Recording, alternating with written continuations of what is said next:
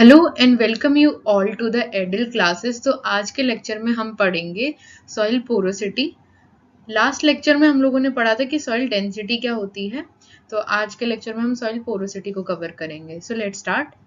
तो let's discuss the soil porosity first. तो soil porosity क्या होती है? ये हमें बताती है कि टोटल वॉल्यूम ऑफ सॉइल में कितना स्पेस हमारा खाली है, मतलब पोर स्पेस कितना है। सो बेसिकली वही हमारी सॉइल पोरोसिटी होती है। ये मेजर करती है कि वॉल्यूम कितना है पोर स्पेसेस का with in a soil sample. और अगर हमें पता करना है तो ये हमारे पास फॉर्मूला है कि मास ऑफ पोर्स देख लेंगे upon the total volume of the soil.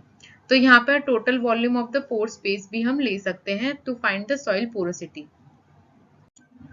तो अब बात करते हैं हम टाइप ऑफ पोर्स के हमारे कितने तरह के होते हैं। तो हमारे मेजरली वैसे तो दो ही देते हैं मोस्टली बुक्स में, लेकिन होते तीन तरह के हैं। मैक्रोपोर्स, माइक्रोपोर्स और मीजोपोर्स। मैक्रोपोर्स क्या होते हैं? ये लार्ज पोर्स होते हैं। एज अ वर्ड मैक्रो से, कि मतलब मैक्रो वर्ड का मतलब क्या होता है? लार्ज। तो यहाँ पे क्या होता है? रैपिड मूवमेंट होता है, पानी तुरंत नीचे चला जाता है, क्योंकि यहाँ पे जो स्पेस है, जो सॉइल में हमारा स्पेस देखा गया है वो बहुत ज्यादा है, जिसकी वजह से क्या है, पानी नीचे चला जाता है, वाटर रिटेंशन नहीं है बिल्कुल भी।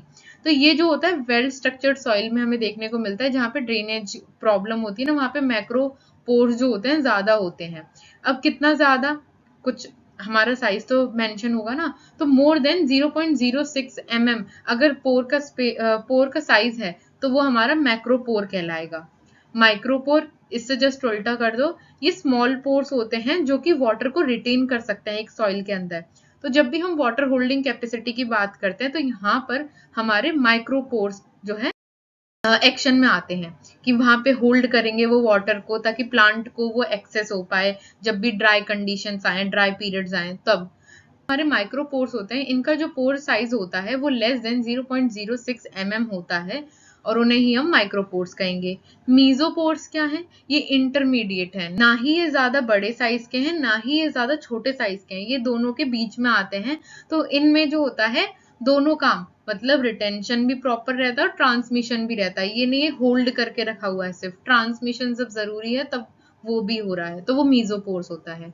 यहाँ पे नोट डाल के दो पॉइंट्स है हमारे पास, कि आइडियल जो माइक्रो टू मैक्रो हम लोग पोर्स का रेशियो देखते हैं वो 1:1 माना जाता है, कि जितने अमाउंट में लार्ज पोर्स हों उतने ही अमाउंट में स्मॉल पोर्स भी हों, ताकि हमारा जो वाटर रिटेंशन है और रैपिड मूवमेंट है, मतलब ड्रेनेज और एरेशन दोनों ही अच्छी तरीके से रहे एक सॉइल के अंदर। दूसरा होता है क्रॉपिंग रिड्यूसेस द मैक्रोपोर्स। मतलब जब भी हम खेती करते हैं तो उसमें हम लोग क्रॉप्स को उगाते हैं। तो क्रॉप्स को उगाने से होता क्या है, आपने वो खाली जगह में जगह दे दी रूट्स को ग्रो करने के लिए। अब वहां पे आप पानी भी डालेंगे, आप फर्टिलाइजर भी डालेंगे। डालने से होगा क्या, जो खाली स्पेस था, जो लार्ज पोर्स थे, वो भर जाएंगे। तो उससे होता क्या है, वहां पे जो माइक्रोपोर्स थे उनका साइज कम हो जाता है, और जो हमारे मैक्रोपोर्स, मतलब या फिर हम बोल सकते हैं पोर स्पेसेस जो हो सकते हैं, वो भी हमारे कम हो जाते हैं। तो यही होते हैं type of pores. Let's discuss now the factors affecting the soil porosity. क्या क्या फैक्टर्स हमें अफेक्ट करते हैं सॉइल पोरोसिटी में? तो सबसे पहला आता है हमारे पास सॉइल टेक्सचर। ये वैसे ऑलरेडी हम लोगों ने पढ़ चुका है। सॉइल टेक्सचर होता क्या है? रिलेटिव प्रोपोर्शन होता है सैंड, सिल्ट और क्ले का। तो इधर देखा गया है साइज ऑफ पोर्स पे मैटर करता है कि सॉइल पोरोसिटी कैसी होगी। जैसे कि अगर हमारी सैंडी सॉइल है, सैंडी सॉइल में पता है जो पोर स्पेसेस होते हैं वो ज्यादा होते हैं, तो क्या होगा, ड्रेनेज होगा, एरेशन ज्यादा होगा, बेटर होगा। क्ले पार्टिकल्स में हमारे माइक्रोपोर्स ज्यादा मिलेंगे, तो क्या होगा, वाटर रिटेंशन बहुत अच्छा रहेगा। क्या रहेगा? वाटर रिटेंशन बहुत अच्छा रहेगा। दूसरा आता है सॉइल स्ट्रक्चर। सॉइल स्ट्रक्चर होता है, हमें बताता है कि अगर वेल एग्रीगेटेड सॉइल है तो उसकी हाई पोरोसिटी होगी। क्या होगी? हाई पोरोसिटी होगी। अगला आता है हमारे पास ऑर्गेनिक मैटर। ऑर्गेनिक मैटर में क्या होता है, अगर ऑर्गेनिक मैटर का अमाउंट से हमारी सॉइल पोरोसिटी कैसे अफेक्ट करेगी। ज्यादा ऑर्गेनिक मैटर है तो ज्यादा पोरोसिटी बढ़ेगी, उसमें उतने ज्यादा स्पेस होंगे, तो वही सॉइल पोरोसिटी हो गई। कॉम्पेक्शन में क्या होता है, रिड्यूस करता है पोरोसिटी को by decreasing the volume of pore space. मतलब कॉम्पैक्ट करके रखना। हम बोलते हैं कि इसको तय बना के रख दो। कपड़े अगर हम लोग ऐसे ही रख दें तो वो ज्यादा जगह घेरेंगे, अगर हम उन्हें तय बना देते हैं तो वो कम जगह घेरते हैं, राइट। वैसे ही यहाँ पर भी है, हम लोगों ने क्या करा, पोर स्पेस को घटा दिया, जिसकी वजह से क्या हुआ, हम लोगों के सॉइल के पार्टिकल्स और ज्यादा पास पास आ गए। अब पास पास आ गए मतलब कॉम्पैक्ट हो गए, तो अब पोर स्पेस के लिए जगह ही नहीं है, तो वॉल्यूम ऑफ पोर स्पेस क्या हुआ, घट गया, उसे ही बोलेंगे कॉम्पैक्शन। तो ये भी एक फैक्टर होता है सॉइल की पोरोसिटी में। अब बात कर लेते हैं इंपॉर्टेंस क्या है सॉइल पोरोसिटी का इन द सॉइल। पहला आता है वाटर मूवमेंट। हम लोगों ने देख लिया हाई पोरोसिटी होगी तो बेटर इनफिल्ट्रेशन पर्कुलेशन होगा, यही बात है। सेकंड आता है एयर एक्सचेंज। अगर पोरोसिटी होगी तो वहां पे स्पेस होगा, स्पेस होगा तो वहां पे एयर भी आ सकेगी, तो एयर आएगी तो वहां पे एक्सचेंज ऑफ एयर भी हो पाएगा। ठीक है, अब एयर एक्सचेंज करेगा कौन, अरे प्लांट करेगा एटमॉस्फेयर के संग, और कौन करेगा। थर्ड आता है हमारे पास रूट ग्रोथ। रूट ग्रोथ होगी कि जैसे कि अगर हमारे सॉइल में स्पेस ही नहीं है, कॉम्पैक्ट है, सारे सॉइल पार्टिकल्स एक साथ जुड़े पड़े हैं, तो कैसे जाएगी हमारी रूट्स अंदर। अगर हमारा पोर स्पेस होगा तो हमारी रूट्स भी आसानी से ग्रो कर पाएंगी, राइट। तो हायर पोरोसिटी की वजह से हमारी रूट पेनिट्रेट कर पाती है सॉइल में इजीली। अगला आता है माइक्रोबियल एक्टिविटी। माइक्रोबियल एक्टिविटी मतलब अगर हमारा पोर स्पेस नहीं होगा, मतलब जगह ही नहीं होगी, अरे घर में जगह ही नहीं है किसी के रहने की, तो फिर कोई कैसे आके रहेगा। तो ऐसे ही अगर सॉइल में जगह ही नहीं होगी माइक्रो ऑर्गेनिज्म के रहने की, तो वो अपना काम कैसे कर पाएंगे। तो यहाँ पर पोर्स हमें हेल्प करते हैं कि माइक्रो ऑर्गेनिज्म जो छोटे छोटे होते हैं वो आके रह पाए और हमारे प्लांट और सॉइल को मदद करें। Now let's discuss how we will measure the soil porosity. Soil porosity आप कैसे measure करेंगे। तो soil porosity का सिंपल फॉर्मूला हम लोगों को दे रखा है यहाँ पर कि अगर पोरोसिटी निकालनी है, अगर हमसे पोर स्पेस पूछा है कि कितना ऑक्यूपाई कर रहा है एक सॉइल सैंपल में, तो ये वाला फॉर्मूला होता है। अगर परसेंटेज निकालना है, यहाँ पे ध्यान देना कि जो bulk density 1 minus bulk density upon particle density into 100 है। फिर अगर हमें सॉलिड स्पेस जो कि पार्टिकल्स का अगर हमें निकालना है कि एक सॉइल सैंपल में कितना सॉलिड स्पेस कवर कर रहे हैं सॉइल पार्टिकल्स, तो वो होते हैं simply bulk density upon particle density into 100, percentage में बताया जा रहा है। सो पोरोसिटी इस वाले केस में याद रखना, ये जो है आप जब सॉल्व करें तो ये पूरा ब्रैकेट एक साथ आएगा, इसके अंदर का सॉल्व करके इनटू 100 करना, तो ही परसेंटेज निकल के आता है। Soil same goes for the percentage, पहले अंदर का सॉल्व करना फिर इनटू 100 करना ताकि परसेंटेज में वैल्यू आए हमारी।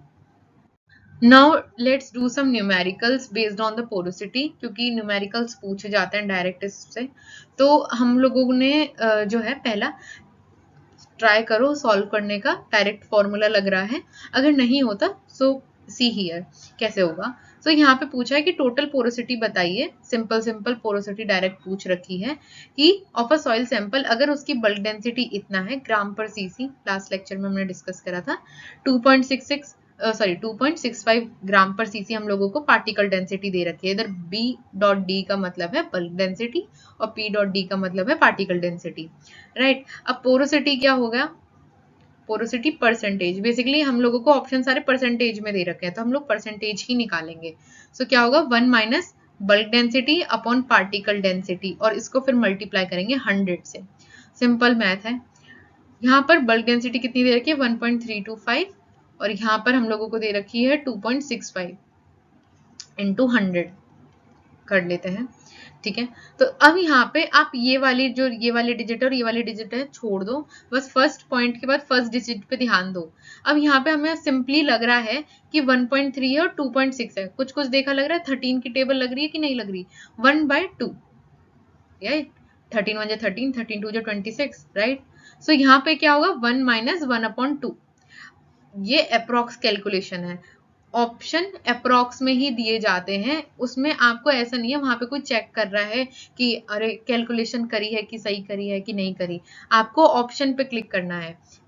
तो यहाँ पर इंटू 100 करेंगे तो क्या होगा 1 माइनस 1/2, क्या होगा हमारे पास 1/2 इंटू 100, कितना बना 50%, ठीक है। 100 से जब भी किसी चीज को मल्टीप्लाई करेंगे वो परसेंटेज में कन्वर्ट हो जाता है। तो यहाँ पे कौन सा आंसर होगा, third. Now let's discuss the next question. तो यहाँ पर हम लोगों को दे रखा है कि हमें percentage of pore space find करना है। सो परसेंटेज का ही है यहाँ पे क्वेश्चन, यहाँ पे परसेंटेज लिखा नहीं है लेकिन क्वेश्चन में हम लोगों को दे रखा है। सो हमें क्या क्या पता है इसमें, बल्क डेंसिटी पता है, पार्टिकल डेंसिटी पता है, हम लोगों को पोरोसिटी निकालनी है। So again right the formula first कि पोरोसिटी क्या होता है हमारा 1 minus bulk density upon particle density into 100, right. अब यहाँ पे हम वैल्यूज को पुट कर लेते हैं, 1.50 अपॉन 2.65 इंटू 100, ठीक है। तो अब यहाँ पर कैसे करेंगे, ये वाले हम ध्यान से देखेंगे तो हम लोगों को 1.50 और 2.65 हमेशा अप्रोक्स करने की कोशिश करें। तो ये वाली जो वैल्यू हम लोग थोड़ा इसको अगर 2.5 बनाते तो 2.50 बना दें तो कोई दिक्कत थोड़ी है। तो 1.50 to 2.50 अप्रोक्सीमेशन कर रहे हैं, ठीक है। तो ये जो है अगर आपको 5 की टेबल याद हो तो बहुत अच्छी बात है।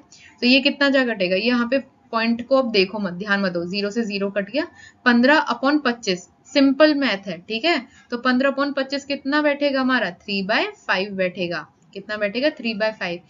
इसको या तो आप फ्रैक्शन में सॉल्व करो, या तो आप फ्रैक्शन में भी सॉल्व कर सकते हो, या इसे पॉइंट में भी ले जा सकते हो। जैसे कि 3/5 कितना हो जाएगा हमारा, 0.6, राइट। मैं यहाँ पे फ्रैक्शन में ही कर लेती हूँ, या फिर फॉर कन्वीनियंस चलो पॉइंट में ले लेते हैं, ठीक है। 0.6 इंटू 100, ये कितना आया हमारा, सॉरी ये हमारा है 0.4 इंटू 100, तो ये हो गया हमारा 40%।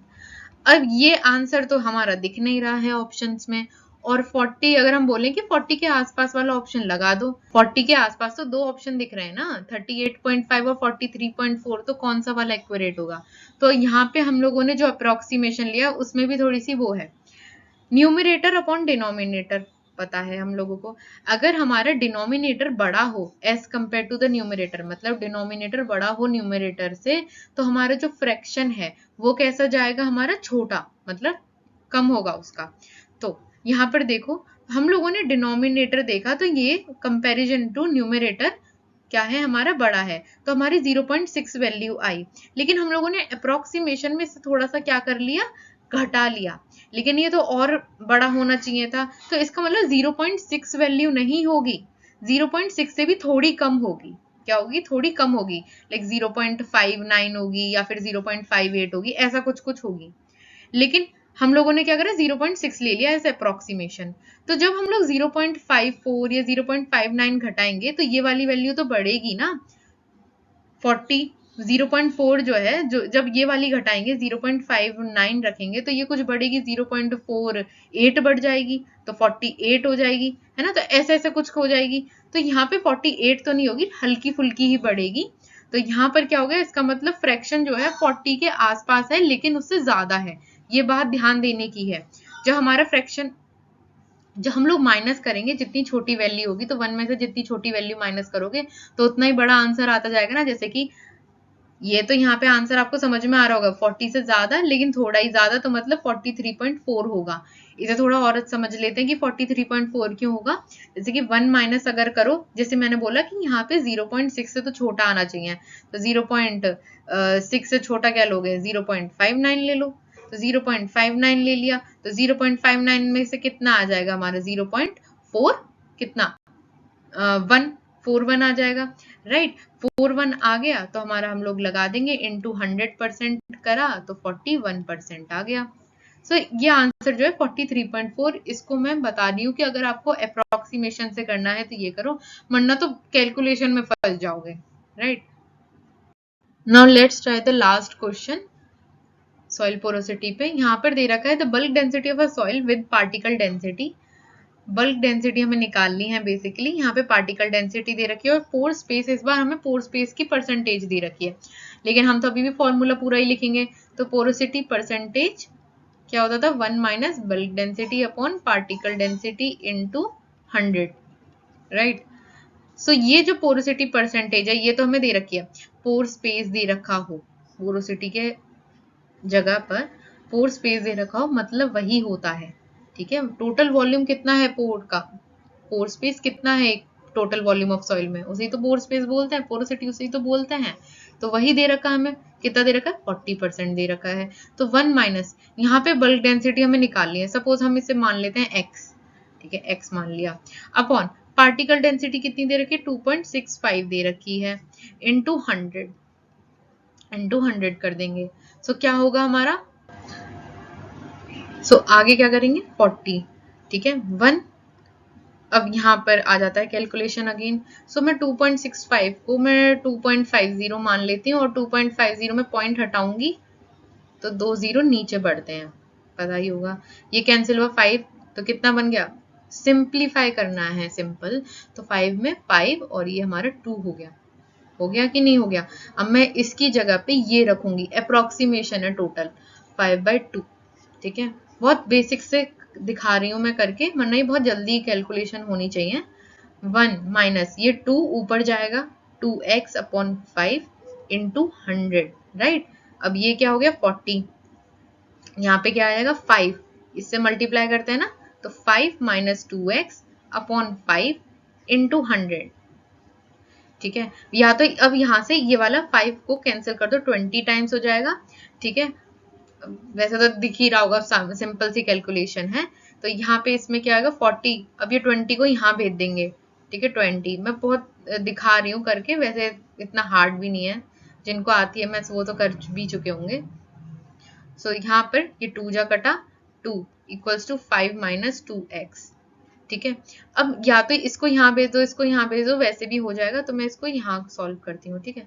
तो यहाँ पे क्या आ जाएगा 2x, मैंने 2 को उधर भेज दिया, इक्वल टू 5 माइनस 2, ठीक है। x इक्वल्स टू क्या होगा 3/2, 2 को डिवाइड में भेज दिया, तो क्या आ गया आंसर 1.5। x की वैल्यू कितनी आ गई 1.5 आ गई, मतलब बल्क डेंसिटी 1.5 के आसपास होनी चाहिए। तो यहाँ पे 1.5 का ऑप्शन दिख रहा है, ये वाला थर्ड ऑप्शन हमें जो है वो दिख रहा है कि वो 1.59 होगा, ठीक है। तो यहाँ पर जो है अगर आप पेपर में सॉल्व कर रहे हैं, पेपर में क्वेश्चन आया है, जैसे 1.5 आपकी वैल्यू आई, ठीक है, वहां पे तो इतना मत करके दिखाना, रफ शीट में ये सब करना। वहां पे सिंपल ये कैलकुलेशन के बाद 1.5 के बाद आप कोई भी रैंडम जो है नंबर रेंज में ही देखना, कि 7 लगा देना, 8 लगा देना, ठीक है, रेंज में ही लगाना, लेकिन ऐसा नहीं कुछ भी नंबर पेल रहे हैं। तो 7 या फिर 8 लगाना, थोड़ी हायर वैल्यू ही आएगी क्योंकि हम लोगों ने कम लिया है, ठीक है। तो यहाँ पर 7 और 8 लगाना और उसके आगे लिख देना approx. I am telling you, if you do this in the paper in your examination, जहाँ पे आपको लिखना पड़ता है, जबकि अगर आप कॉम्पिटेटिव एग्जाम में हैं तो वहां पे तो 1.5 दिखते ही वहां पे सी ऑप्शन लग जाना चाहिए, राइट। सो जिनका था these all are the answer, practice question है, याद रखना ये तीनों क्वेश्चन अरुण कात्यायन से उठाए गए हैं और ये पूछे जाते हैं, ठीक है। तो यहाँ पे ये जो 3 जो क्वेश्चंस हैं ये अरुण कात्यायन के हैं और टोटल वहां पे हम लोगों को दिया गया है और उनके आंसर्स ये रहे। आई होप आपको समझ में आया होगा। Thank you and have a nice day.